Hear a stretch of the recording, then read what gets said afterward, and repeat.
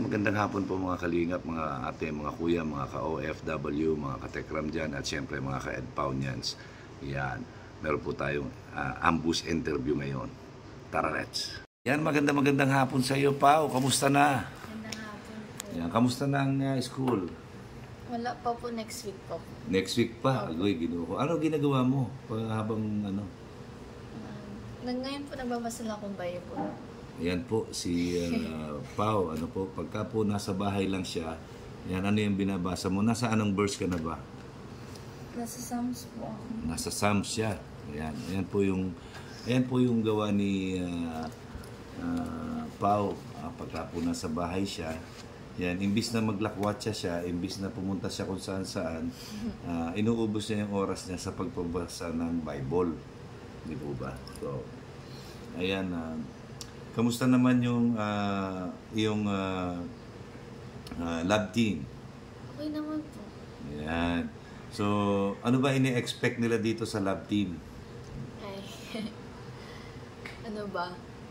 Siguro more, more experience, more kilig. Ay. More kilig. More Ayan. kilig. Sa tingin mo, ano bang meaning ng lab team sa iyo? Sa akin po, parang siya, kasunduan ng dalawang tao na i-pair sila, pero parang walang mas deeper meaning na parang magkakagustuhan. Parang independence po sa kanila kung tototohanan nila.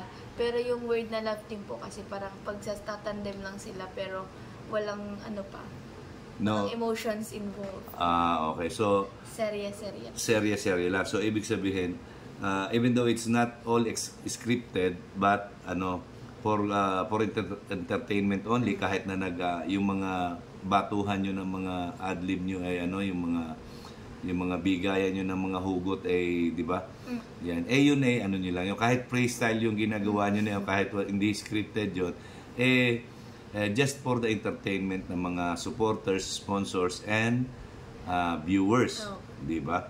So, para sa kaligayahan nila, pantanggal stress, nasa sa kanila na yun, kung isipin man nila na dapat kayo magkatuluyan, di ba, lagi natin sinasabi, huwag natin papangunahan kung ano yung istorya, kung at the end of the serye, itinuloy nila kung ano yung nasimulan nilang lab team, di ba? Nasa sa inyo na yun. That's your personal na yun, private nyo na yun.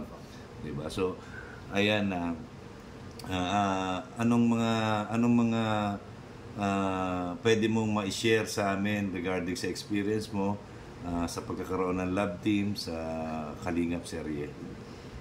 Ano po, siguro paano ba?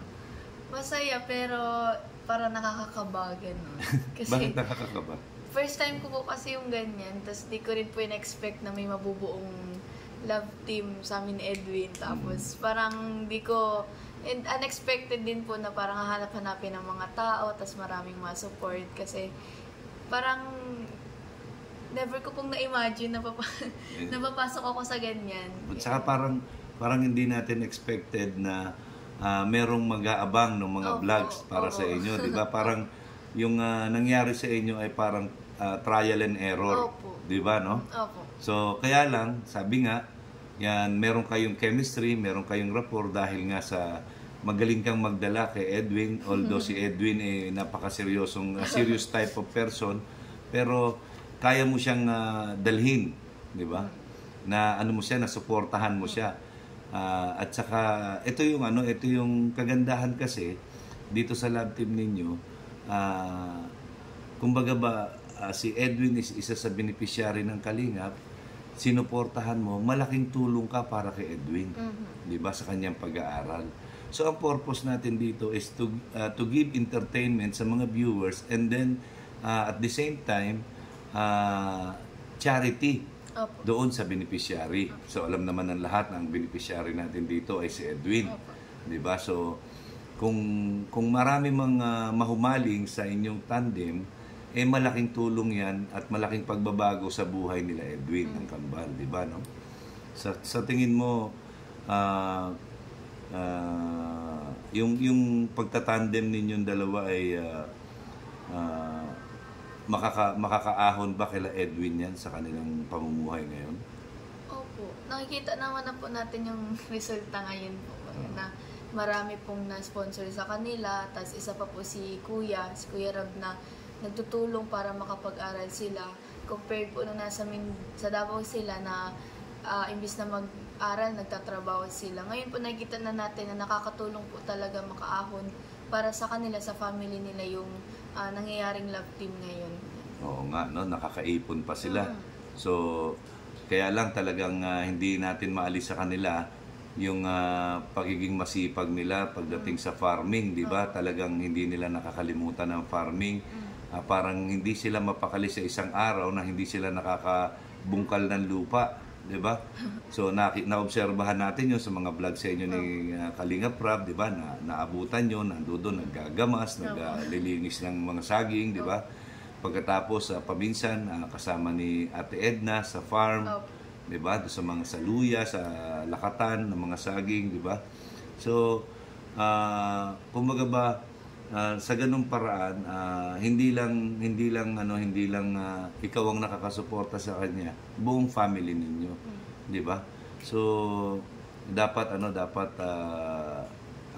sa atin lang wag ma-misinterpret ni Edwin, di ba? Usually ganyan yung mga nangyayari, nagkakaroon ng misinterpretation sa lahat sa mga ginagawang vlogs ni Kalinga Prab, di ba? Yung mga binibitawan mo salita, minsan nami-misinterpret ng mga viewers. So ano may papayo mo sa mga viewers? Na ano? Saan po? Yung misinterpretation Ng mga ng love team nyo. Ano po? Parang... Kasi okay di ba lang parang yung pagka kunyari may binitawan ka sa salita, parang kilig factor ba, Opo. di ba? Kasi yun yung doon naglalaro sa isipan ng mga viewers na kung ano-ano na yung pumapasok sa utak nila, di ba? So ano ngayon yung maipapayo mo sa mga viewers? Sa akin naman po, okay lang naman po na sa mga sinasabi namin na parang may isipin sila na uy, parang bagay sila, maganda pa okay lang naman po yun sa akin. Pero ang ano lang po is wag pong magsobra na parang lagi nang ipupush na kayo na lang ganyan, nag-aaral pa po baga kami. And ano naman po, parang malalaman na lang naman po natin sa future kung kami talaga yung sa future or hindi. Kaya Yung parang yung bang sinasabi nga na malalaman natin yan lahat kung ano talaga ang mangyayari sa future namin in God's time. yes. Diba? Yeah. So, hindi mo dapat pangunahan ang kagustuhan ng Panginoon. Dahil ang Panginoon ang nagpaplano sa ating bukas. Diba, no? Hindi lang natin alam kung kailan niya ibibigay ang plano niya na yan. Pwede mas maaga, pwede mas late para sa mga challenges kung talagang karapat-dapat ba, diba? So, sa mga yung mga fanatics na talagang nag-overthinking. Na ano? Yung parang nag-overthinking sila doon sa mga nakikita nila sa vlogs. Ano ba? Parang same lang naman. Okay lang na na parang maging fan sila or maging fanatic sila sa love team namin kasi malaking tulong din naman po kasi sila sa serye na nangyayari po baga sa amin. Pero yun nga, same lang nung kanina na wag lang po basta talaga magsasobra. Pero naiintindihan naman po namin yung nafe-feel nila kasi syempre kahit naman po kami naging fanatics kami sa mga drama-drama po bagay, mga love team, dati mga Katniel, ganyan. Parang nagigets naman po namin na talagang gusto mo magkatuluyan yung gantong mga love team. Pero Katniel, hindi na Katniel ngayon, di ba? Ay, Kat din. Kat din na. Kat din na yun. Oo, di ba po, di ba nagbago sila? Parang di talaga po natin alam yung mangyayari. So, hindi natin alam talaga yung future, ano? Kaya po wag masyadong mag-expect kasi po pag lagi tayo nag-expect ng grabe, mabubroken hearted kayo. Hindi natin alam yung mangyayari sa future po, baga. Tama. So, ngayon, last message mo sa mga supporters, viewers, and sponsors ninyo. Sa mga supporters namin, lalo sa sponsor and sa mga viewers na laging nagmamarathon, malaking pasasalamat po namin sa inyo kasi syempre kahit hindi po kami gaano na-upload po yung love team namin, lagi pa rin po kayo nag-aabang. na-appreciate po namin yun, yung mga message na nagtatanong kayo sa amin na kailan na yung upload, ganyan. Kasi po parang na-feel namin na doon na mahal niyo yung love team namin, na gusto niyo talagang meron yung love team na nangyayari sa amin. And sana po na huwag kayong magsawa na mag-support sa amin kahit ano pong mangyari. And iwasan po natin na mag-compare sa ibang love team kasi pantay-pantay lang naman po kami dito sa Kalinga. So, yun, well said, ano? So, ayun, wala na ako itatanong pa. Wala eh, ang bilis mo sumagot ay. Nadadala ako doon sa mga sagot mo eh. So, ayun, maraming salamat. Yan, siguro, itong ambush interview ko sa iyo ay maraming mag-aabang nito. Yan, sana suportahan nila para sa aking YouTube channel. Sa mga hindi pa nagsusupport, yan, pa-support naman ng aking channel. Ayan. Sa mga congratulations po pala, nag-100K Yeah, na kayo. thank you. Silver button na po. Hindi ko pa na-congrats si Kuya Mel sa in-person eh. Sa chat pa lang.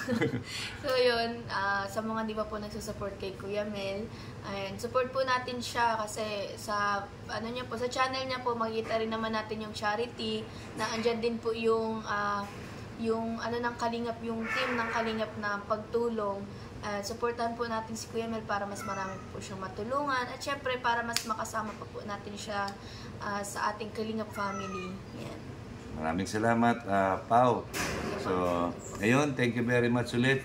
Pinagbigyan mo na naman ako. Yan, maraming salamat. Yan, ingat ka parate. Basta pag may lakad ka, yan, nandito lang ako. Sige po. Thank you. Thank you po. Yan, salamat. Bye-bye. Thank you. Bye-bye. Thank you po. Mga Kalingap, maraming salamat po. Yan, nakapag-ambush interview tayo kay Pau. So, ang laging sinasabi ni Kuya Mel, ang gumagawa ng mabuti sa kapwa ay pinagpapala. Mabuhay tayong lahat hanggang gusto natin ang naaayon sa kalooban ng Panginoon. Yan, God bless po at magandang hapon sa inyong lahat. I love you 3 times. Aray. Bye-bye!